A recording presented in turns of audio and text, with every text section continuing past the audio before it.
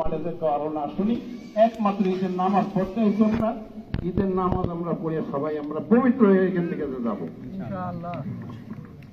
এখন ব্যাপার হলো যে আজকে আমরা এই যে ঈদের নামাজ পড়লাম বা এই গোটা 30টি রোজা রইলাম, আমাদের ইমাম সাহেব আমাদেরকে খুব কষ্ট করে পড়াইছে। আমরা দাঁড়িয়েই থাকতে পারি না, কিন্তু দেখা গেছে ইমাম সাহেব পড়তে গেছে।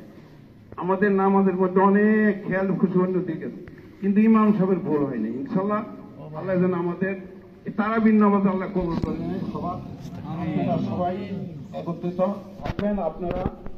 আর এই ইমাম সাহেব নামাজ পড়াইছে মুয়াজ্জেমের সঙ্গে, কিন্তু আপনার নাম 5 ওয়াক্ত নামাজে কিন্তু মুয়াজ্জেমি করছে এবং আমাদেরকে পরবর্তী ডাকছে।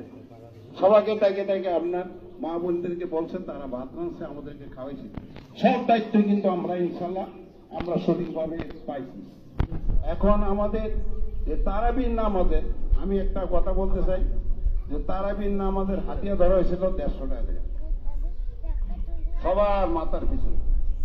এখন দেখা গেছে তারাবির নামাজের আমরা ইনশাল্লাহ মোটামুটি একটা সন্তোষজনকই আইছে। তারপরে অনেকে দেয় না, কেন বা কাহারা দেয় না।